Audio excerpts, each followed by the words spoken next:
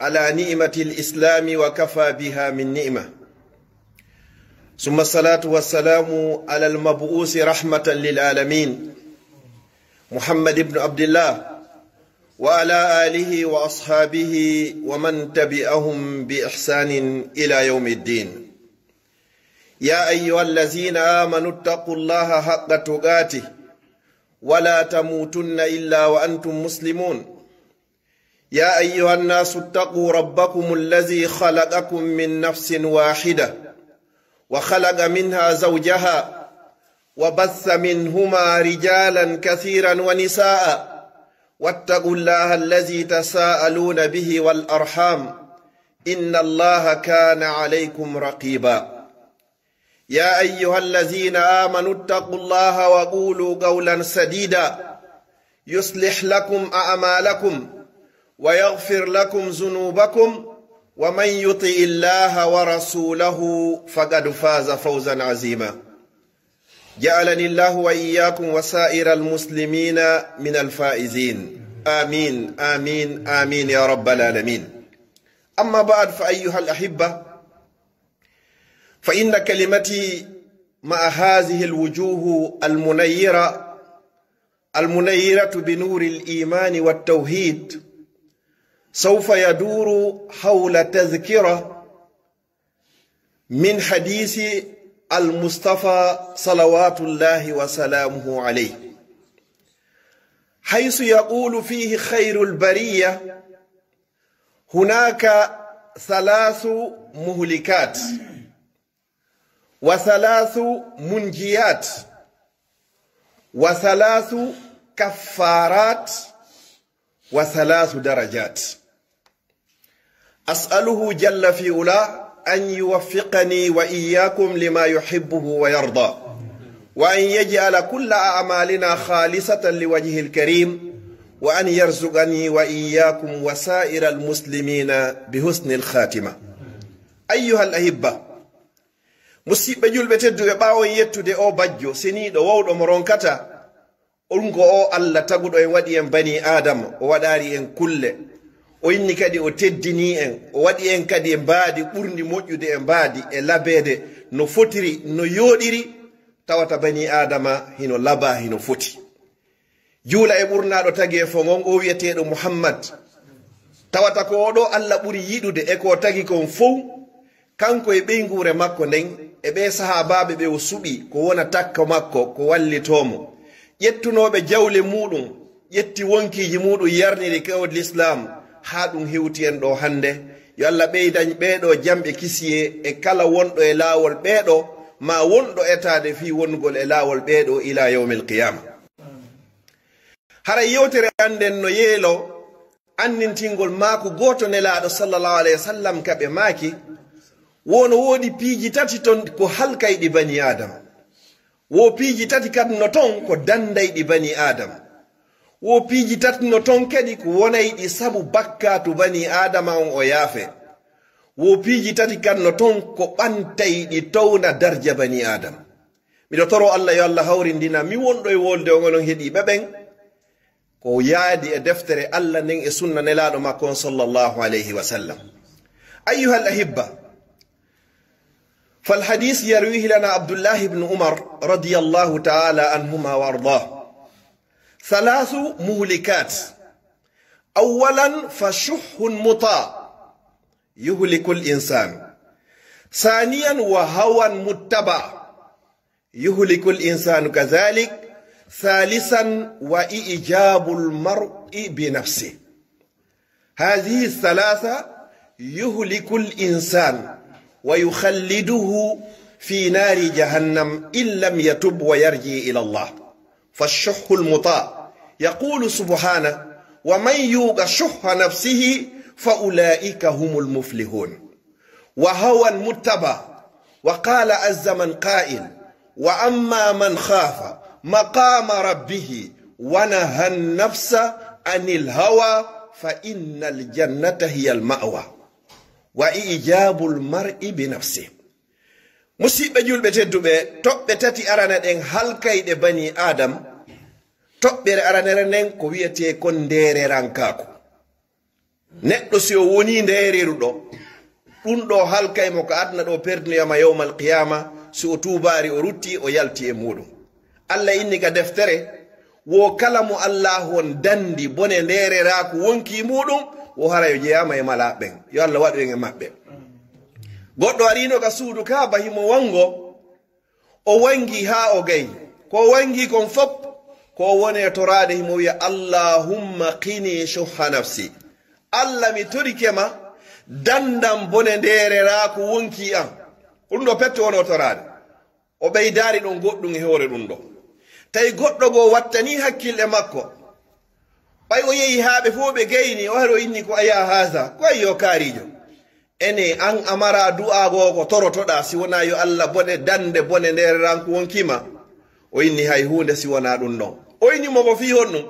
wo ko ɓay Allah inni ka deftere makko wa man yuga shuhha nafsihi fa ulaika humul muflihun. Kala mo Allah dandi bone nderera ko wonki mum hara o jeyama e malaɓen ko ɗum miɗo faala yo Allah tawnan e ɓen malaɓe ko ɗum waɗi mi toranade ɗum ɗon mi faalaka goɗɗum go si wona ɗum ɗon. Ɗiɗi wa hawan muttaba e mbeleɗe jokkade jokka ko wela e makon acca ko hana jokkede kon, jokka ko wela e makon acca ko welata Allah kon, jokka ko wela e makon acca ko nelaɗo sallallahu alayhi wa sallam woni ko addi kon. Allah inni en ka deftere makko wo kala on hurɗo daroyagol yeeso joomi mum wana han nafsa o haɗi wonki makko kin anil hawa e ko welataki wo fa innal jannata hiya al ma'wa ko aljanna wonoyta werde makko yo Allah waɗu ɗum werde meɗen. Nokku gone laaɗo sallallahu alayhi wa sallam e maaki wo hujibatil jannatu bil makari ɗaɓe inni wo hujibatil naru bishahawat yiite ngen nde ko nge howira ko huuɓitinge ko wiyete kon tuuyoji ko welata wonki amma noon aljanna on ko o howira ko ande ko kala ko mettata wonki wano immagol e 4 heures fi juuloygo subaka ɗum no metta wonki kin ko ɗanagol kon welataki sa ɗanike ɗon haray a ƴettiringo sengoɗa si a forsiki a immiki hara a ƴettiringo sengoɗa. Saniyan ayyuhal ahibba thalathu munjiyat بعد المهلكات نذكر أيضا المنجيات نجاني الله وإياكم وسائر المسلمين من النار. أولا من هذه المنجيات الثلاثة العدل في الغضب والرضا، أن تكون عادلا أثناء الغضب عند الغضب وكذلك أيضا أثناء الرضا والفرح والسرور، وأن تكون عادلا على نفسك وأن تقول الحق ولو كان مرا وأن تقول الحق ولو كان على نفسك كما قال فاروق الأمة وأن أقول الحق ولو كان مرا. بيجي تاتي halkay danday ɗiɗin wo ara nun kun ko honɗum ko al'adlu ko ya nunɗudey fil ghadabi sanga tikkuɗa sanga seytinɗa warrida e sanga weltiɗa. Mawɓen ɓe maaki ay goɗɗo so o weltike haa feƴƴiti taw ɗuɗɗi wowlugol o wowlay ko wawata hunnoygol. Si goɗɗo seytini kadi haa hatti wata o ɗuɗɗi wowlugol o wowlay ɗon goɗɗum si sheytane on iwoyi o makko o ninsitoya. Den andi jaa rajulun ila nabi sallallahu alaihi wasallam wa qala ya rasulallah awsini uridu minka wasiya awsini ya rasulallah فقال له الحبيب صلى الله عليه وسلم لا تغضب ولم يزد وقال أوصني مرة ثانية ثالثة فقال له الحبيب لا تغضب. goɗɗo arino ka nelaɗo sallam o wi nelaɗo ko addilan ɗo wo ko ya wasiyolam ɗum non pet nelaɗo ndaari mo haa darɗe juuti lutti o inni wata seytin o inni ɓeydanan nelaɗo maaki wata seytin o inni ɓeydana nelaɗo sallam maaki wata seytin. Probléme on fop ko neɗɗo on ko so seytini ka seytinɗa ɗon haray hannde kadi a woni sago seytan ko watta ɗon kon fop koko ninsitoya. Mawɓen ɓe maakay kala ittuɗo mone o waalo day e ninse. Wa thaniyan min almunjiyat alqasdu fi lfaqri walghina, alqasdu أثناء الفقر وكذلك أيضا أثناء الغنى. وكثير منا من يأخذ الأهد baynahu wa bayna rabbi asnaa faqri wa ba'da al-ghina yansa wal iyaz billah. Ida ɓunɗum e piiji ko dandata bani adama on ko faandagol ko moƴƴi kon waɗugol ko moƴƴi kon sanga marɗa e sanga amara. Heewi e meɗen ka on tigi mara ɗon hara miɗo marno mbuɗi no mi ittayno ɗum ɗo mi sodayno ɗum ɗo mi waɗayno ɗum ɗo mi waɗayno wowla ɗon ɓay fewn ɗon hay hunde ala. Allah jarriboyo ma o adda mbuɗɗin o jonnama nde landa o ware hande kay ɗi mari programme harana ko woluɗa ko. Ya ayyuhallazina amanu lima taquluna ma la tafalun. Kono yo gomɗinɓe ko fi on ɗum wowlanton hunde innon on waɗay ron ko waɗoyde hande kadi. Wa thalithan min almunjiyat wa khashyatullahi fi sirri wal alaniya. Qala ta'ala innal ladhina yakhshawna rabbahum bil ghaibi. Tammunkun e piiji dandayɗi bani adam wo ko hulugol Allah ka gundo ka suuɗiɗa ɗon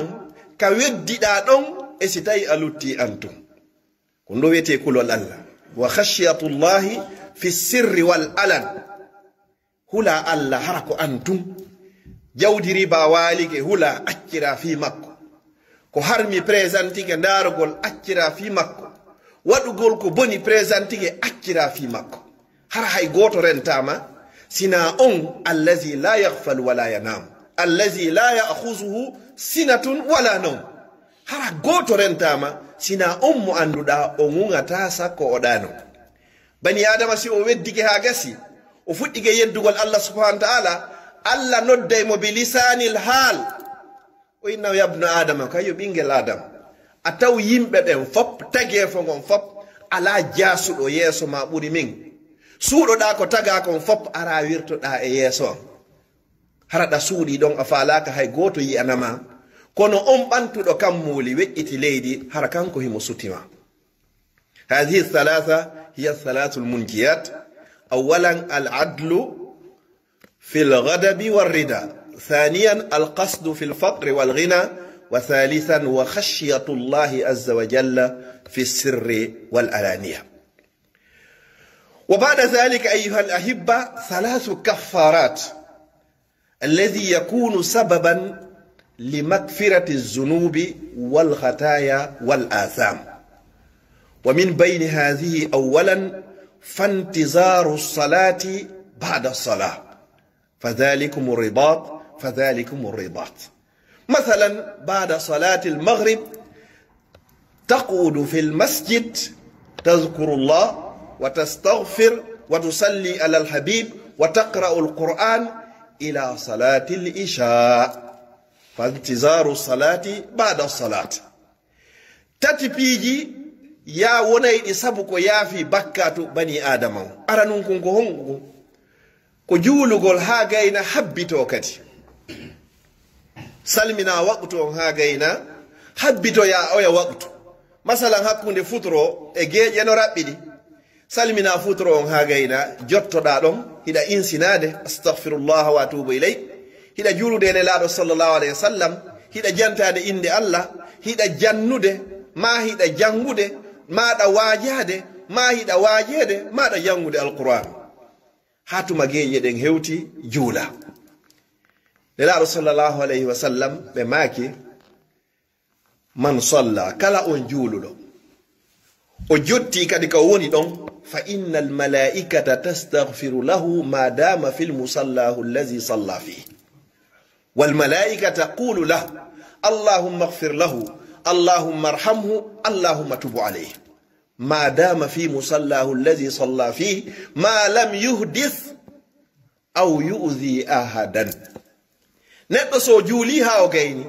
fodde hiɗa jooɗi ka juulunoɗa ɗon haray malaikaɓe ɓen hiɓe du'anade ma ɓe inna Allah men torike ma yaafo mo Allah men torike ma yurme mo Allah men torike ma jaɓan mo fodde hiɗa ɗon salligima on bonari ma ɗum fodde a lorrari goɗɗo lorrugol ngol no goɗɗo fewno ɗo ka nder juulirde ga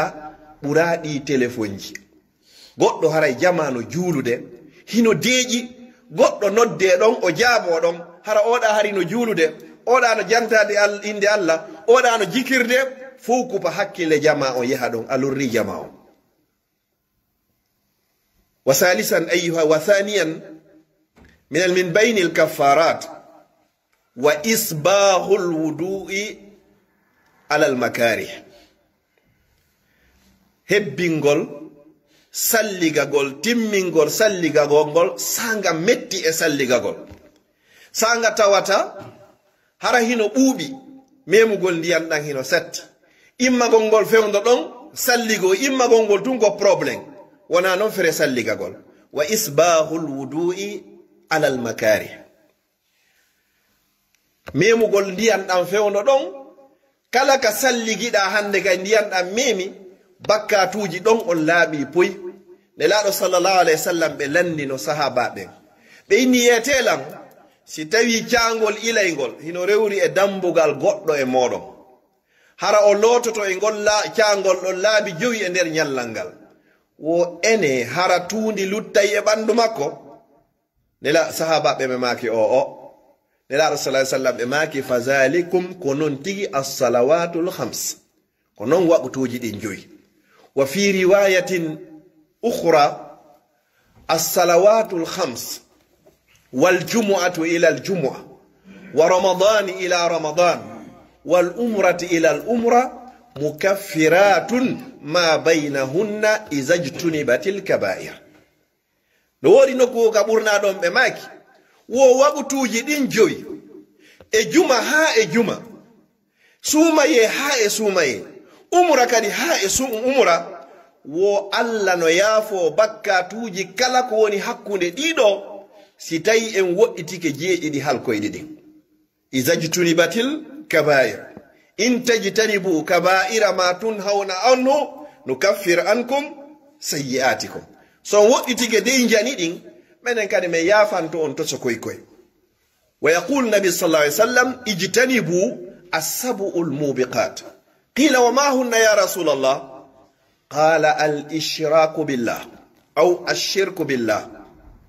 والسحر وقتل النفس وأكل أموال اليتامى وأكل الربا وقذف المحصنات المؤمنات الغافلات والتولي يوم الزحف أو كما قال عليه السلام قرنا دوم ماكي ووقتي دي جيدي دي هالكاي دي سابا بلاندي كو هوندي وني دي ماكي وغو سيركانغول الله goɗɗo yo tawdo e Allah laakara bakkatu wonɗo wo wonɗo si wona shirku wa man yushrik billah faqad harrama Allahu alayhi aljanna wa ma'wahu an-nar wa ma liz-zalimin min ansar kala sirkanɗo Allah o maayi o tuubari yo andu Allah harminanimo natoygol aljanna ruttorde makko werde makko ko yite jahannama o mara kadi hay e goto mono tefanoyoma yawmal qiyama yo Allah dandu en maydugol e shirka فحق الله على العباد أن يعبدوه ولا يشركوا به شيئا وحق العباد على الله أن يدخل الجنة كل من مات ولم يشرك بالله شيئا حق الله أن يدو ميدن كغوتو كون يريو مهارا يسير كناري حق ميدن أن يدو الله كون يونادو يتا ييته كلا ميدو هارا يسير كناري الله onato ida yite haysi onato yi olutto ida wa thalithan ayyuha al-ahibba min bayni al-kaffarat wa naqlu al-aqdami ila al-jama'at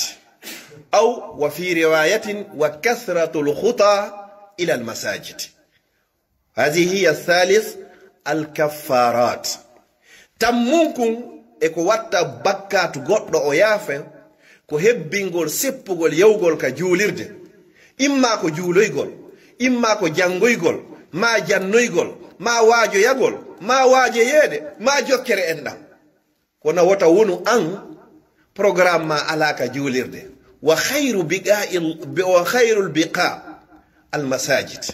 ko ɓuri moƴƴude e tumbe ɗen fop leyɗe ɗen fop ko juulirdaji ɗin si tawi ɗon an programme ma ala e juulirde waɓutuji jowi feƴƴirta e goto a heɓare julde jama nyallal timmay a jango yaari a janno yaari a waajo yaaki a waajo yaaka a yarari ka suudu Allah wa anna al masajida lillah juulirdaji ɗelle ko Allah jeyi a yahaari ka makko haray hino hulɓini ko ɗiɗo tati woni alkaffarat wantizaru salati bada salat wa isbahu lwudui ala almakarih wa naqlu alaqdami ila aljamaat wa akhiran ثلاث درجات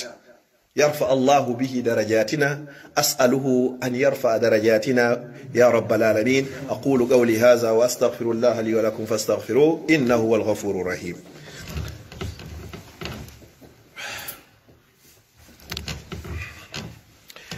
الحمد لله حمدا كثيرا طيبا مباركا فيه الحمد لله على نعمة الإسلام وكفى بها من نعمة أما بعد أن ذكرنا ثلاث مهلكات وهي شح مطاع وهوى متبع وإيجاب المرء بنفسه وبعد ذلك ذكرنا ثلاث منجيات العدل في الغضب والرضا والقصد في الفقر والغنى وخشية الله عز وجل في السر والألانية وذكرنا أيضا كذلك ثلاث كفارات فانتظار الصلاة بعد الصلاة وإسباغ الوضوء على المكاره وكثرة الخطى إلى المساجد باو en jantade musidɓe julɓe tedduɓe ka khutba arano piiji tati halkayɗi ɗin wiwɗen ko nderera ko ɗoftago e mbeleɗe jokkaɗe e neɗɗo wiwgol ko woni yo ko min wa ijabul mar'i bi nafsi hawagol hoore mum menen ko menen woni ɓiɓeɗo ɗiɗi ɓon jantiɗen tati kadi dannayɗi bani adam wiɗen ko yo on tigi nunɗo sanga o welti e kaw seytini ɗiɗa ɓunɗum ko fandagol waɗugol ko moƴƴi sanga marɗa e sanga mara tati on ko ya hulu Allah kene e gundo jantiɗen piiji tati montayɗi wonayɗi sabu monta bakkat bani adam wiɗen ko habbagol waɓutu ɓawo waɓutu e hebbingol salligagol sanga metti salligagol e hebbingol seppugol yahugol ka julirte wa ba'da zalika ayyuha al ahibba wa akhiran salasu darajat wa min bayni hadhihi ad-darajat إطعام الطعام